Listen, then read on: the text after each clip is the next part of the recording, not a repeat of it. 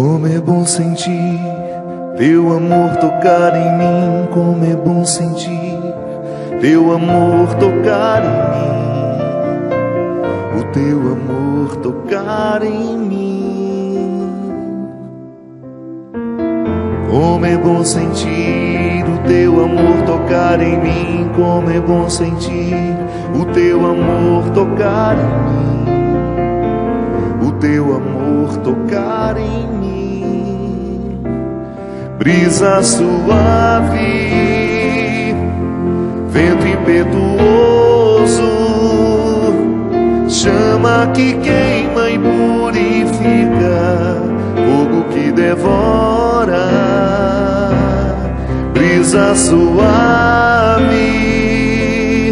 vento impetuoso, chama que queima e purifica, fogo que devora.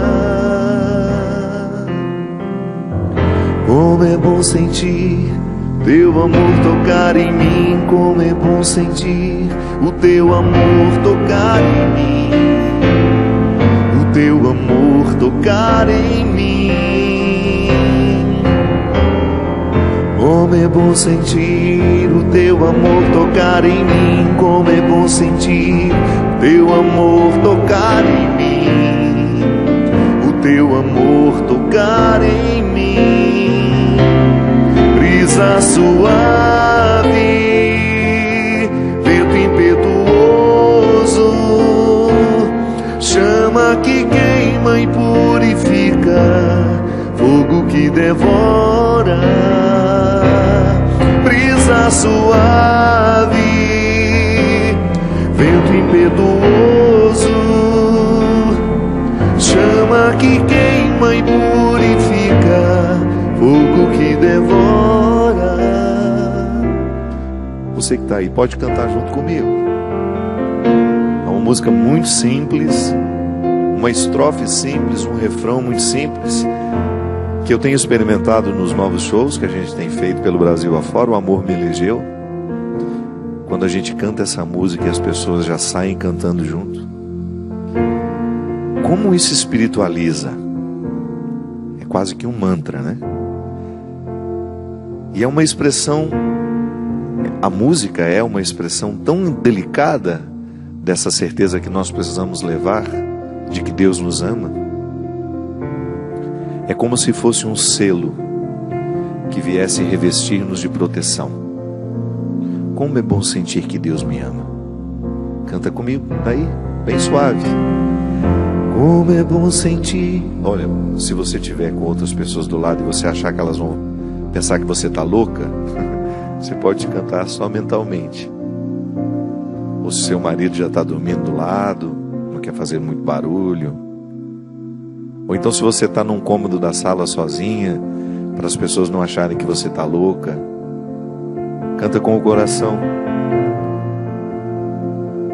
Aquele cantar que não faz barulho, mas que enche a alma de sentido. Como é bom sentir teu amor tocar em mim, como é bom sentir teu amor tocar em mim, teu amor tocar em mim. Como é bom sentir o teu amor tocar em mim, como é bom sentir teu amor tocar em mim, o teu amor tocar em mim. Brisa suave, vento impetuoso, chama que queima e purifica, fogo que devora.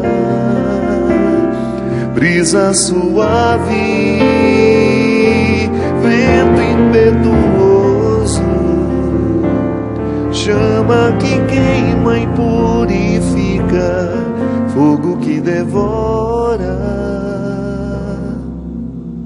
Muito boa noite.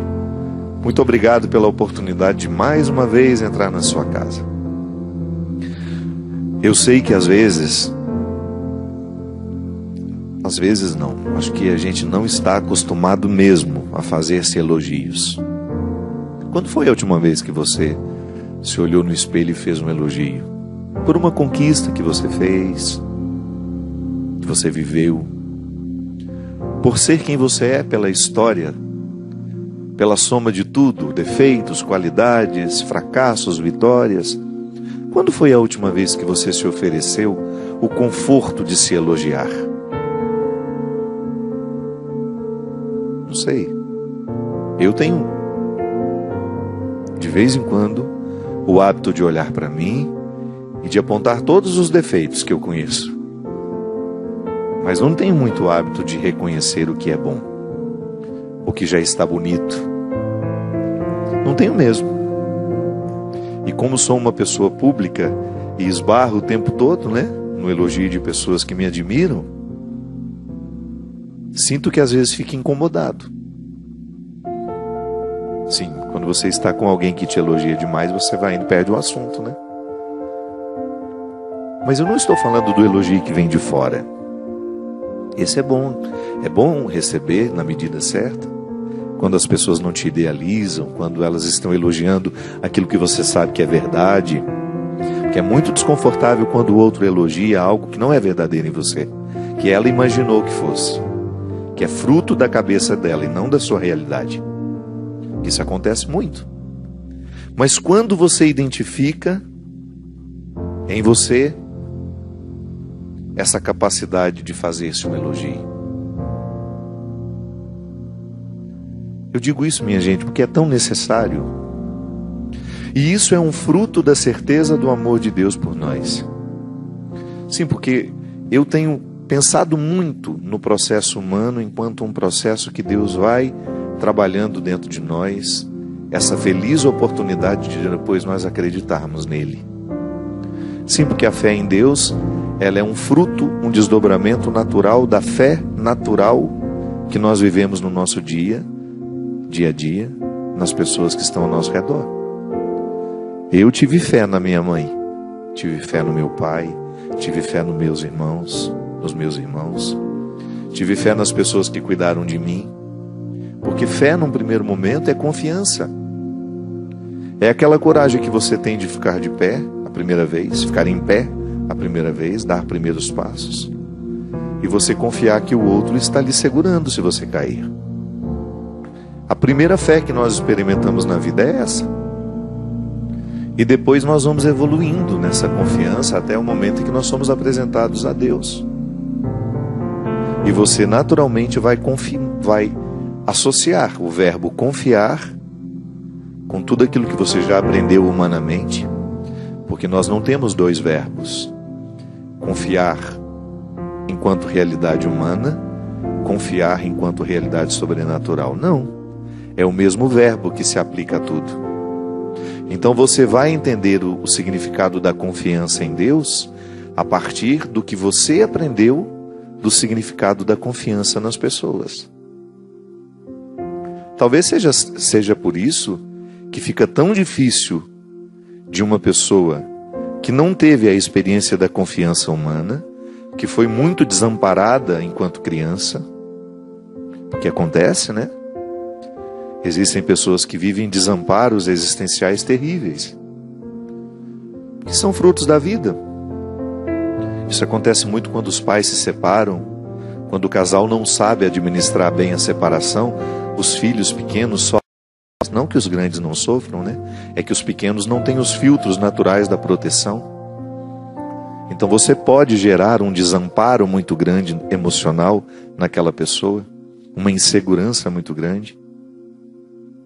Eu não sei se vocês viram essa semana, circulou pela internet uma equatoriana que estava indo buscar a filha depois de 3 meses, depois daqueles episódios que sempre aconteceram nos Estados Unidos, mas agora viraram notícia, né? De que as pessoas que tentam entrar clandestinamente nos Estados Unidos, elas ficam presas. E aí tornou-se público que o governo norte-americano separa mães, pais das crianças.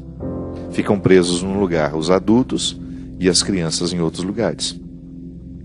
E aí 3 meses depois a mãe foi encontrar a filha que estava em um lugar diferente. Pela idade, a menina não tinha mais de 2 anos. E o vídeo é muito triste porque a criança corre da mãe. A mãe chorando, tentando abraçar a criança, e aquela criança não aceitando o carinho, não reconhecendo aquela mãe. E aí até a manchete, sei lá o que foi aquilo, se foi alguém que postou, se foi uma matéria jornalística, dizia: criança não reconhece a mãe após 3 anos. Não é que ela não reconhece. Imagina que uma criança vai esquecer o cheiro da mãe, a voz da mãe, o rosto da mãe. Da mãe é uma criança de 2 anos. O que na verdade está acontecendo ali é um trauma. Ela foi tão desamparada com a ausência, e como ela não tem inteligência, sabedoria o suficiente para entender o motivo daquela separação, o que é que ela associa? Que a mãe a abandonou. Então, quando ela olha para aquela mulher, claro que ela sabe que é a mãe dela. Mas ela está traumatizada, ela está ferida. Então ela não sabe viver o processo natural de correr para os braços e aconchegar-se ali. Ali existe um desamparo que foi causado pela separação. Como será que ficará no coração? Só pegando ela como exemplo, né? Como é que será que ficará no coração dessa menina depois de adulta? O que representa hoje e o que representará no futuro esses 3 meses de separação? Um desamparo emocional que hoje deixou marcas que nós não sabemos como vão se desdobrar com o tempo. Sim, porque uma criança, volto a dizer, ela não tem o filtro natural do entendimento. Os especialistas dizem, né, que um recém-nascido, quando ele é afastado temporariamente da mãe, aquilo é tão sofrido para a criança, porque ela não tem noção de tempo. Não adianta você dizer no ouvido da criança: a mamãe vai sair, daqui a pouco ela volta. Não, ela não entende isso. Qualquer separação que existe é profundamente sentida. Para você entender de uma maneira ainda mais simples, os nossos bichinhos, por exemplo, eles não têm entendimento do tempo. Por que um cachorrinho seu comemora tanto a sua chegada se você só foi no mercado e voltou? Por que você vê tanta alegria naquela criatura lhe recebendo com algumas poucas horas de distanciamento? Justamente isso que eu estou falando. Não tem o entendimento do tempo, não sabe quanto tempo se passou. Não sabe que o tempo está passando. Quem administra o tempo precisa estar no exercício da razão. Um animal não tem razão. Ele pode até ter sentimentos, e tem, claro, sente.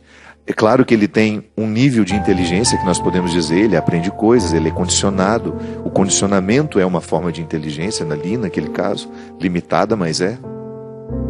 Mas, por não ter o entendimento do tempo, a sua volta é comemorada como se tivesse 1 ano que vocês não se vissem. A criança é assim. Por não ter o entendimento do tempo, ela sofre terrivelmente quando ela é afastada, quando ela é privada daquela que ela sabe que é o seu lugar de confiança. Tanto é que alguns segmentos da psicologia dizem que até uma certa idade a criança nem sabe se diferenciar do outro. Tamanha a simbiose com a mãe, ela não sabe que a mãe é uma outra pessoa. Ela interpreta a mãe como uma continuidade dela. Claro que depois ela vai sendo educada, ela vai percebendo que o mundo está de fora. Mas tudo isso repercute tanto dentro de nós. Eu tenho muito respeito por quem não crê em Deus. Tenho muito. É muito fácil a gente chegar e ficar, com perdão da palavra, vomitando as nossas regras, as nossas religiões, em cima de pessoas que têm dificuldade de acreditar. Você desconhece a história dela. Às vezes, humanamente, foram tão fragilizadas, não tiveram a experiência da confiança, cresceram inseguras, foram abandonadas, cresceram desacreditadas e cresceram desacreditando. Porque quando você desacredita no outro, quando você não tem confiança no outro, porque você passou por situações muito traumáticas, muito difíceis, como essa menina que ficou 3 meses longe da mãe, imagina o que ficou registrado no coração dessa criança. Quando você tem esses registros negativos, depois o crer em Deus pode ficar muito difícil para essas pessoas. Então tenho um profundo respeito. É por isso que a gente precisa tanto ter interesse pela história do outro para a gente poder entender o outro. Por que tal pessoa tem tanta facilidade de decidir, de ir, de buscar, de dar certo, de ser empreendedor? Minha gente, é o fruto, é o resultado de como foi criado, de como ela aprendeu a confiar em si, e que às vezes a gente pensa que é o lar perfeito que faz pessoas assim. Não é não. Às vezes é o caos, às vezes é a dificuldade que gera a necessidade de reagir e de pensar, eu não tenho ninguém por mim e eu terei de ir à luta. Também tem gente que reage contrário, né? Ela foi completamente desprezada e a gente espera que aquela pessoa vá viver vítima a vida inteira e de repente não. Ela toma consciência da sua própria história, descobre que ela pode, que ela vai buscar aquilo que não trouxeram para ela. Claro, e aí pode ser uma pessoa rancorosa, pode ser uma pessoa egoísta, pode se transformar numa pessoa mesquinha, que quer tudo para si. Mas dá uma olhada no passado das pessoas e você vai entender um pouquinho por que elas são assim hoje. O resultado da vida está aqui. O Fábio, que nasceu lá na cidade de Formiga, Minas Gerais, que cresceu lá na rua Marciano Montserrat, que teve os irmãos que teve, os tios, os vizinhos, o pai, a mãe, os avós, todo mundo me influenciou. A escola que eu frequentei, os professores que passaram pela minha vida, os amigos, os coleguinhas de escola que tiveram influência sobre mim, tudo isso está aqui, registrado dentro de mim. E é este homem que precisa olhar no espelho e de vez em quando elogiar-se. Como uma forma generosa, sabe, de agradecer tudo aquilo que nós conseguimos alcançar. Esse ser humano que você é, que tem uma história que muita gente desconhece, que às vezes até você desconhece. Vocês se lembram que quando eu lancei não, né? O biógrafo Rodrigo Alvarez lançou a minha história, no processo de pesquisa, como foi revelador para mim, como tinha aspectos da minha vida que eu não sabia. E que se eu não fosse biografado, talvez tivesse ficado no esquecimento ou no desconhecimento. Como ler a minha história contada por outro me ajudou. E como às vezes eu encontro pessoas que, pelo Brasil afora, falam, padre, como ficou mais fácil entender o senhor depois que eu li a sua biografia? Conheceu a minha história. Conheceu histórias que eu desconhecia até pouco tempo. Sim, só que talvez você aí, esteja me ouvindo, não tenha sido biografado como eu fui. Não tenha tido a oportunidade de alguém pesquisar a sua história. Mas por que você não faz isso? É uma forma interessante de você chegar ao entendimento daquilo que hoje pode ser que no seu comportamento, no seu temperamento lhe prejudique. Naquilo que você hoje ainda não sabe lidar. Naqueles impasses da personalidade que se tornam obstáculos para uma boa convivência. Ou então naqueles detalhes da sua história que fortaleceram o seu ser rancoroso, ciumento, magoado, mesquinho, infantil. Há tantos detalhes da nossa personalidade que se a gente não toma nas mãos, se a gente não cuida, a gente jamais vai saber se aplaudir. Porque o ser humano reconciliado, minha gente, é aquele que se aplaude todos os dias antes de dormir. É aquele que, vendo a soma de defeitos e virtudes, fica satisfeito com o que está alcançando. Sim, porque a vida não é perfeita, ela não é perfeita para mim, ela não é perfeita para você, mas nós precisamos dar conta dela. De alguma forma nós precisamos sobreviver a tudo isso. E essa sobrevivência, ela precisa ser entendida dia a dia. Não é um projeto que você pode jogar muito para longe, nem tampouco ficar olhando para trás. A lida com essa sobrevivência é diária. Essa reconciliação precisa ser diária. Olhar-se, aplaudir aquilo que precisa ser aplaudido, aquilo que de bonito você já alcançou de você, e também reconhecer aquilo que ainda não está merecendo aplauso, mas que quem sabe pode ser aplaudido amanhã. Sabe, um olhar com sinceridade para as peças do tabuleiro da vida, um descobrir aos poucos tudo aquilo que faz parte de nós. Deus não errou com a gente. Eu posso estar errando comigo, mas eu sei que Deus não errou comigo. Aquilo que Deus me deu, aquilo que Deus fez, que me colocou aqui em essência. Sim, o meu pai pode ter errado comigo, minha mãe, meus irmãos, as pessoas que influenciaram. Essas pessoas podem ter errado comigo e podem até ter prejudicado a minha compreensão do que Deus fez em mim. E o erro dos outros não pode definitivamente me prejudicar e enxergar o acerto que Deus tem aqui. É por isso que a minha vida ela é marcada pela cura diária. Ainda hoje falávamos sobre isso. Como nós necessitamos ser curados de nossos antepassados, de situações que nós vivemos, conscientes ou inconscientes. Para que a gente olhe para o resultado que está aqui, hoje, nesse dia, nesse horário, e você tenha condições de projetar a continuidade de tudo isso. Sim, o que Deus acertou, quando Ele me projetou, quando Ele projetou você, foi para que nós buscássemos ao máximo as possibilidades que estão em nós. E não é justo a gente viver de um jeito que prejudique achar essa riqueza que Deus nos deu. Sim, o nosso estilo de vida às vezes pode prejudicar muito o garimpo de todas essas preciosidades. Às vezes nós vamos fazendo escolhas muito infelizes, muito superficiais, a gente vai colhendo muito pouco de nós, porque a gente vai se acostumando com a mesmice, a gente vai vivendo uma vida mesquinha, quando na verdade o nosso empenho deveria ser diário em ir buscar a nossa melhor parte. Eu tenho, graças a Deus, vivido um momento assim, meus conflitos estão todos dentro de mim, não estão resolvidos.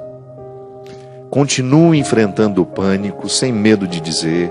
Continuo tendo as minhas crises pelas estradas do Brasil.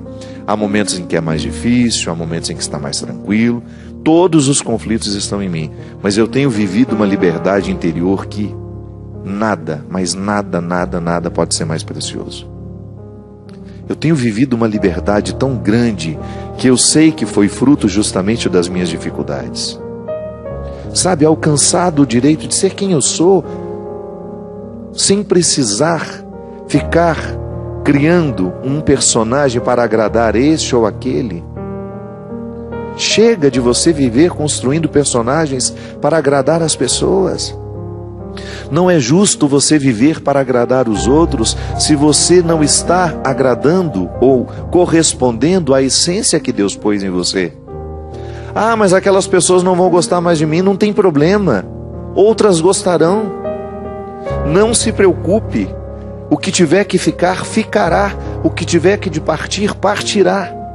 Faz parte do processo da vida. Há pessoas que ficam mais próximas de você naquele momento ou neste, e o que há de ficar, vai ficar.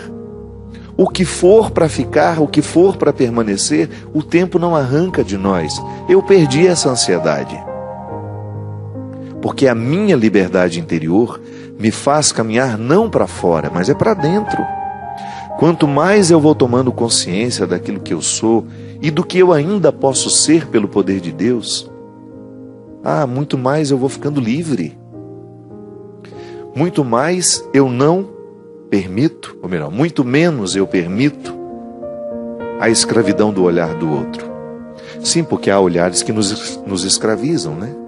Há olhares que nos olham e nos aprisionam porque eles querem que a gente seja daquele jeito. E a gente, por uma fragilidade emocional, a gente acaba se sujeitando. E nada pode nos empobrecer mais do que a gente se adequar ao que o outro quer que a gente seja. Não é justo. Eu tenho que ser o que Deus criou. Eu tenho de ser um vulcão em constante... Como é que chama isso? Quando o vulcão joga para fora? Em constante erupção. E o que sai para fora não, é o que sai, uma redundância, né? O que sai tem que ser a minha verdade, aquele que Deus criou. Você tem de ser um vulcão em constante erupção, julgando para fora o ser que você é, que é profundamente amado por Deus. Tenha coragem. Com toda simplicidade e humildade. É preciso humildade para reconhecer isso. Que às vezes nós somos tão vaidosos dos nossos pecados que a gente acha que Deus não ama a gente mais por causa dos pecados que a gente vive, que a gente pratica. Não. O seu pecado não muda a sua essência. Você continua sendo filho de Deus. O seu pecado pode até colocar obstáculos pessoais de você com os outros. Sim, ele pode colocar um obstáculo na sua relação com Deus, mas não é que Deus goste menos de você porque você é pecador, não. A relação de Deus com a gente, quando o assunto é pecado, é porque nenhum pai gosta de ver o filho perder a oportunidade de ser grande, de ser bom, de ser verdadeiro, de ser inteiro, de ser saudável. É só você pensar assim. Por que o seu pecado desagrada a Deus? Porque você, enquanto pai, enquanto mãe, e se não é, vai ser assim um dia, ver o seu filho perdendo a oportunidade de ser feliz, porque ele está escolhendo o que o destrói, você também não ficará satisfeito. Então o pecado é uma realidade que antes de desagradar a Deus, desagrada a gente. O maior prejudicado com o meu pecado sou eu. Porque sou eu que estou perdendo a oportunidade de ser um homem bom quando escolho a maldade. Sou eu que perco a oportunidade de ser um homem puro quando escolho a impureza. Sou eu que estou perdendo a oportunidade de ser um homem verdadeiro quando escolho a mentira. Então, se você for pensar, o maior prejudicado com seus pecados é você. Por isso Deus fica chateado com o nosso pecado. Porque o desejo dele é que a gente seja cada vez mais proprietário das riquezas que ele nos concedeu. O grande desejo de Deus é que a gente esteja cada vez mais próximo dessas riquezas que foram semeadas em nós por ele. Por isso, sim, você precisa se aplaudir diariamente, mesmo que os resultados não tenham sido maravilhosos. Porque quando você se aplaude, quando você reconhece o bom, o lado bom que você já alcançou, as riquezas que você já conseguiu descobrir, quando você é capaz de reconhecer que você já alcançou coisas boas de tudo que Deus lhe deu, você reforça a sua autoestima, você para de se autodesprezar. Porque nada pode nos paralisar mais do que quando nos desprezamos. Quer destruir uma pessoa? Ensine a desprezar-se diariamente. Como é difícil a gente sobreviver num lugar em que as pessoas vivem colocando defeito na gente. Como é difícil crescer como pessoa num ambiente em que as pessoas têm um olhar extremamente pessimista sobre nós. Agora, quando a gente é incentivado, mesmo que o nosso resultado não tenha sido maravilhoso, a gente se motiva para alcançar mais amanhã. É isso que às vezes a gente precisa. Não espere que o outro lhe dê. Se vier do outro, será apenas um acréscimo daquilo que você já se ofereceu. Acredite em você. Acredite que Deus ama você. Ao cantar essa música, que é tão simples, cante com verdade. Cante acreditando em cada palavra que ela diz. Como é bom sentir o teu amor tocar em mim. Esse amor é verdadeiro, ele te elegeu e ele te toca diariamente. Não há nada, absolutamente nada que você tenha feito na sua vida que lhe retire o direito de acreditar que você é um território precioso ao Senhor. Como é bom sentir teu amor tocar em mim, como é bom sentir teu amor tocar em mim, teu amor tocar em mim. Como é bom sentir o teu amor tocar em mim, como é bom sentir teu amor tocar em mim, o teu amor tocar em mim. Brisa suave, brisa suave, vento impetuoso, chama que queima e purifica, fogo que devora. Brisa suave, vento impetuoso, chama que queima e purifica, fogo que devora. Daqui a pouquinho a gente volta com o programa Direção Espiritual. Boa noite, Cristian. Eu nem lembrava mais do seu rosto, de tantos anos que você não aparece aqui no programa. E hoje a Camila, a primeira dama dos teclados.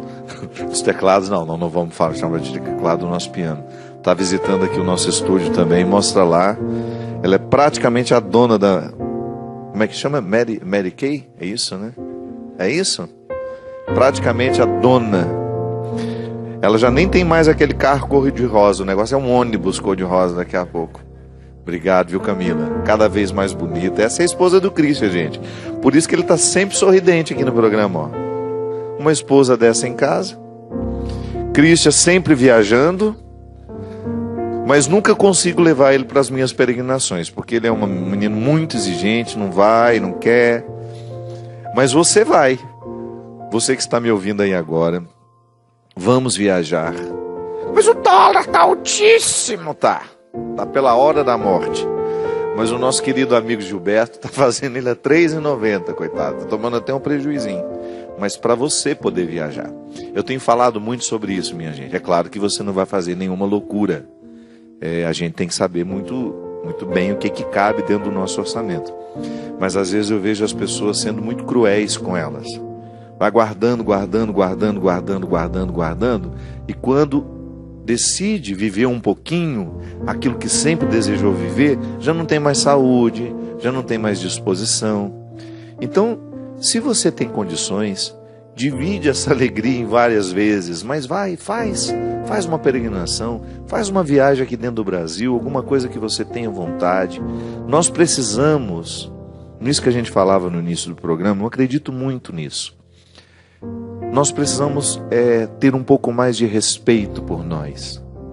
A gente trabalha muito, a gente se cansa muito e às vezes a gente não se permite viver, a gente não se permite tirar os sonhos da gaveta, realizar um pouco destes sonhos, fazer alguma coisa que traga prazer à nossa alma. E essa peregrinação, ela não só lhe proporciona uma feliz oportunidade de conhecer Portugal, Espanha e França, como vai lhe dar uma oportunidade maravilhosa de você viver um itinerário espiritual comigo. Quem já viajou comigo sabe, nós prezamos muito pela celebração todos os dias, que é o principal momento do nosso dia, que é o momento da nossa reflexão, é o momento em que a gente vai ajuntando as peças daquilo que Deus está nos proporcionando através da liturgia e fazendo com que aqueles lugares bonitos que nós visitamos possam repercutir dentro de nós. A peregrinação, vocês sempre veem as propagandas aqui, que a Obra de Maria e a Canção Nova em parceria, elas fazem muito mais que viagens, elas proporcionam encontros com Deus. Este é o lema. Por quê? Quando nós saímos de casa para viver uma semana de turismo, pode ser que a gente volte até mais cansado do que a gente saiu. O turismo às vezes cansa a gente. Uma peregrinação, ela também é cansativa, mas a gente tem um descanso espiritual tão grande, tão fecundo, que nos renova por um bom tempo, sobretudo nos proporcionando viver amizades, encontros com pessoas que nos edificam muito. Então a peregrinação não é só um sair de casa e viajar, é uma oportunidade que a gente tem de dar uma transformadinha nisso que a gente é. Como eu falava no início do programa, nós somos um presente que Deus colocou aqui no mundo. E nós não podemos, é injusto com a gente que a gente morra sem ter florescido ao máximo esse presente que Deus nos deu.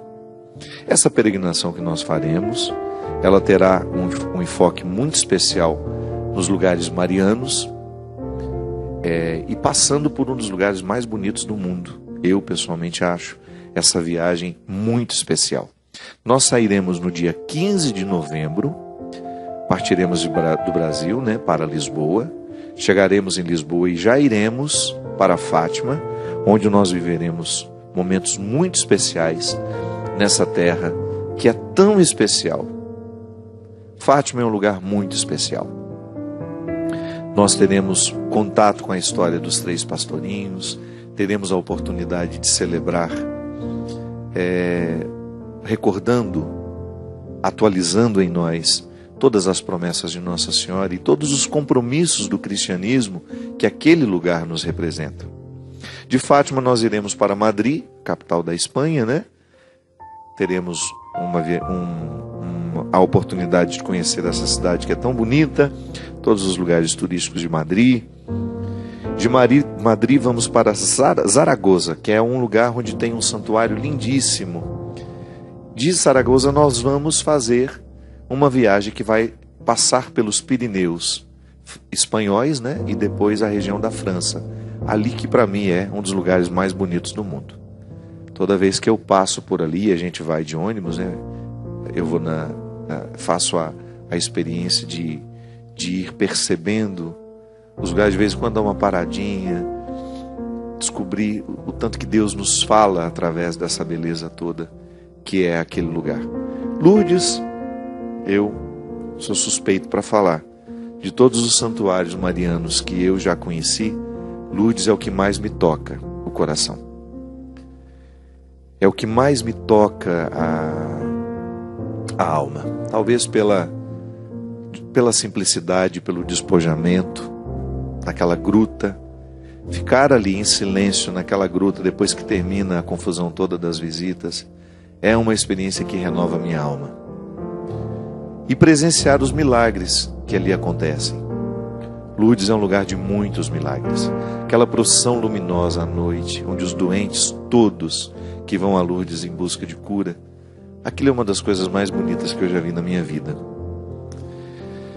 De Lourdes nós vamos a Paris, para desfrutar também um pouco dessa belíssima cidade, dessa capital francesa, mas lá também temos a belíssima experiência na Capela da Medalha Milagrosa, que é uma devoção muito, muito comum aqui no Brasil.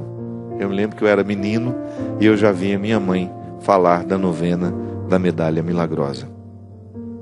E conheceremos também as grandes igrejas de Paris. Celebração todos os dias, oportunidades de espiritualizar com aqueles que nos acompanham, A minha amiga Fabiana, geralmente Kerlane vai também, da Obra de Maria, que são 2 meninas de profunda espiritualidade, que ajudam muito os grupos a viverem a viagem como ela precisa ser vivida. Volto a dizer, nós não vamos lá como turistas, nós vamos como peregrinos. Então, saída dia 15 de outubro e o retorno no dia 26 do mesmo mês. Estão convidados, será um prazer ter vocês com a gente. Queria mostrar aqui o CD O Amor Me Elegeu. Se você ligar aqui no 0 operadora 12 3186 2600, você pode adquirir esse CD e você ajuda a Canção Nova a pagar as suas contas. você vai ter a oportunidade de ter essa música que nós cantamos no início do programa e muitas outras. Graças a Deus ficou um CD muito bonito que tem tocado o coração de muita gente.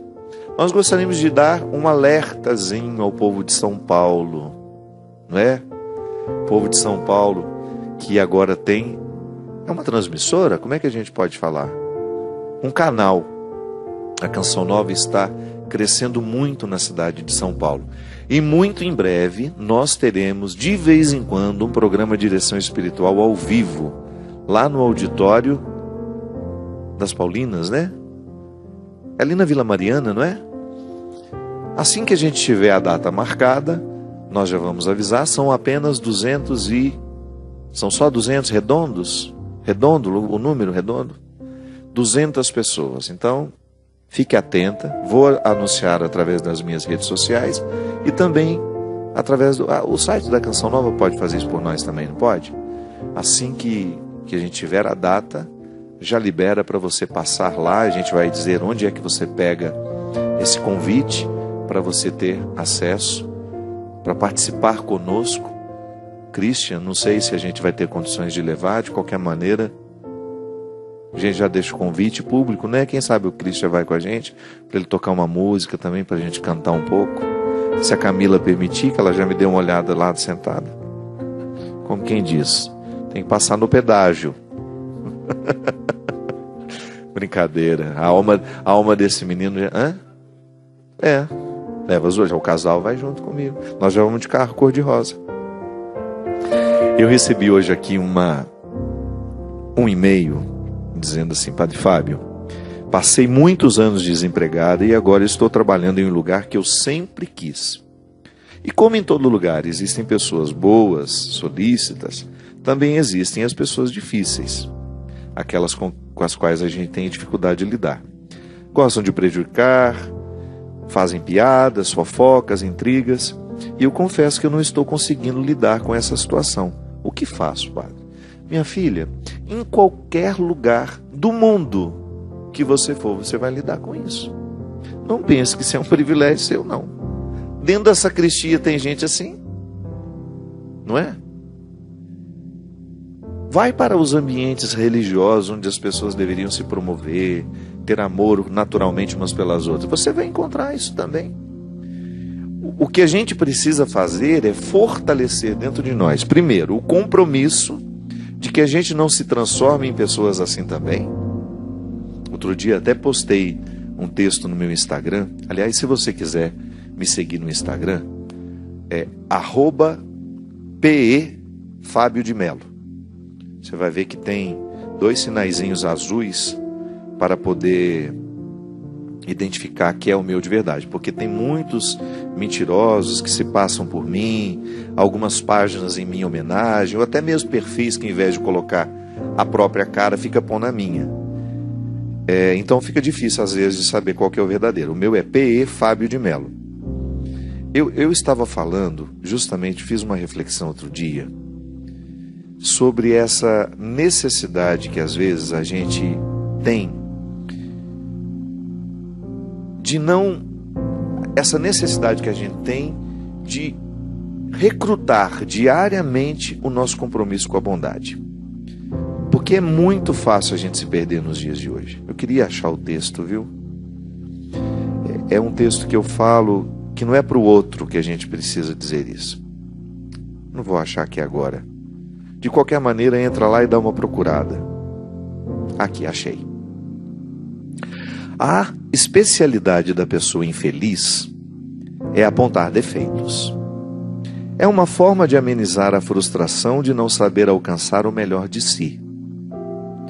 Por ser incapaz de realizar-se sendo quem é, por não ter vivido o aprendizado de reconciliar-se com os limites que carrega, ocupa-se em delatar o que considera imperfeito nos outros. Mas este texto não é para nos fazer pensar nos infelizes que cruzam o nosso caminho.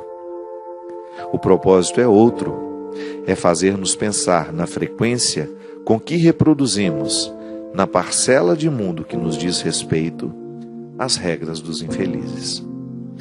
Então nós precisamos diariamente zelar para que a gente não se transforme esse lugar de mágoa, de ressentimento, de rancor. Isso que você enfrenta de ter um local de trabalho onde as pessoas são difíceis tem sido a regra do mundo, infelizmente. Por quê? Porque por mais que as pessoas sejam religiosas, elas ainda não estão espiritualizadas. Eu noto demais isso. Pessoa que se diz evangélica, pessoa que se diz budista, pessoa que se diz católica, pessoa que se diz umbandista, pessoa que se diz espírita. Mas você não identifica os frutos da bondade, que é uma proposta de todas essas religiões. Toda religião séria propõe que o ser humano seja transformado para melhor. Pelo menos nós cristãos, não há um ensinamento que seja dado por Jesus e que depois tenha sido confirmado pela igreja que nos autorize a arrogância, que nos autorize mentira, que nos autorize puxar o tapete do outro, que nos autorize a inveja, o ciúme, a maledicência. Mas a gente pratica tudo isso. Hipocritamente ficamos fazendo um discurso e temos uma prática completamente diferente do discurso que nós temos. Então o nosso esforço é diário para que a gente não reproduza no mundo as hipocrisias. Para que a gente não reproduza na sociedade, aquilo que nós tanto condenamos nos nossos ambientes particulares. Ou então, vamos fazer a reflexão por outro lado. Que a gente não reproduza nos nossos espaços particulares aquilo que nós consideramos tão cruel, tão ruim na sociedade. Então, minha gente, o desafio será diário. Sim, porque por mais que as pessoas se digam religiosas, elas não estão agindo como tal. O nível de maldade é impressionante. Eu vejo pelo número de pessoas que às vezes me atacam na internet, me acusam disso, daquilo. Aí você vai lá no perfil católico, pai de fulano de tal, faz questão de pôr o nome dos filhos, esposa de não sei quem, ou então o contrário, esposa de fulano de tal, mãe das crianças, tá? Eu tenho lá um monte de conta que aos poucos eu vou bloqueando, porque eu não sou obrigado a ficar recebendo o lixo dos outros. Aí eu fico olhando pessoas cristãs, que às vezes têm um prazer de derramar o ódio pelas palavras que escrevem. Eu, pessoalmente, não tenho o hábito de fazer isso. Não acho justo, não acho coerente entrar numa página social de alguém para denegrir, para falar mal, para acusar, para caluniar, para falar o que eu não sei. E luto para que isso não seja uma prática minha no meu dia a dia com as pessoas que convivem comigo. Porque não é cristão isso. Não é cristão. Mesmo que eu saiba que o outro erre, eu não tenho, de verdade, não me sinto autorizado a ir lá fazer uma acusação, ou derramar palavras que possam machucar, que possam ofender, ou até motivar o ódio de outros, porque acontece muito isso, né? Tanto é que quando eu vejo uma treta, eu não consigo acompanhar tudo, mas quando eu vejo que nos comentários tem alguém me difamando, e aquilo ali provocando ódio em meus seguidores, não quero. Aquela batata podre é retirada imediatamente. Não é porque eu quero um mundo mágico, lindo, não é não. É porque eu não quero permitir que no espaço que seja meu, administrado por mim, pessoas fiquem brigando. Uma coisa é você discordar e elegantemente você colocar o seu ponto de vista sem ofender. Agora, outra coisa é você chegar ali com palavras de baixo calão, maldosas, mentirosas, insinuando às vezes uma maldade. Enfim, todos os dias nós teremos de administrar o nosso cristianismo, ou o seu budismo, o seu espiritualismo, seja lá qual for a sua religião. Todos os dias você terá de administrar a vocação à bondade que nós acreditamos ter por sermos religiosos, num mundo que está cada vez mais cruel. Sobretudo por causa do anonimato. O anonimato tem provocado personalidades doentes. Porque eu já até contei aqui, né? Eu tenho uma seguidora, gente muito tadinha, sei lá porque ela me ama e me odeia ao mesmo tempo. Eu, naquilo que posso, consegui bloquear, mas ela cria 1000 perfis. E às vezes ela põe os perfis para discutir. Olha o nível de loucura. E eu sei que é a mesma pessoa. Eu fico olhando e falo assim, meu Deus, que falta do que viver. Que falta de ter uma vida pessoal interessante. Aí um perfil dela me ataca, aí a outra vem e me defende. E ela bate boca com ela mesma o tempo todo. Pode um negócio desse? Eu fico com pena, mas eu não tenho como corrigir isso. Eu apenas olho e cada dia é um perfil novo que cria. Cada dia.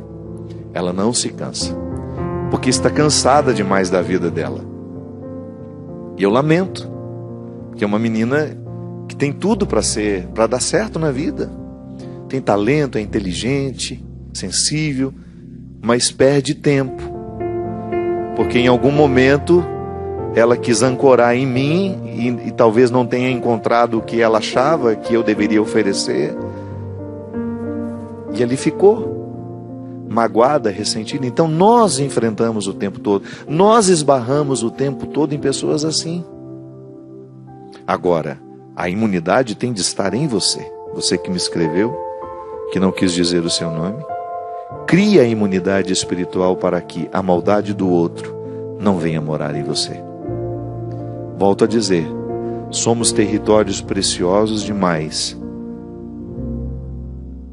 para guardar o lixo dos outros, a maldade dos outros. E precisamos ser honestos demais para que essa maldade, esses lixos não cresçam também dentro de nós, para que nós não façamos com o outro a mesma coisa. De repente, passar lá para jogar o lixo, para deixar a nossa insatisfação, para deixar a nossa frustração, para deixar a nossa tristeza. Porque não é assim que a gente se cura.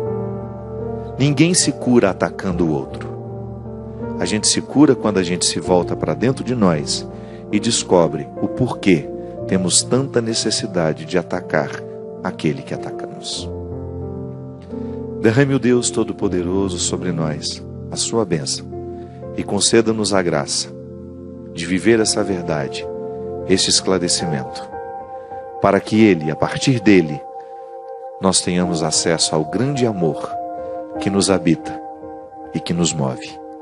Ele que é Pai, Filho e Espírito Santo. Amém. Como é bom sentir teu amor tocar em mim, como é bom sentir teu amor tocar em mim, o teu amor tocar em mim. Como é bom sentir o teu amor tocar em mim, como é bom sentir teu amor tocar em mim, o teu amor tocar em mim. Brisa sua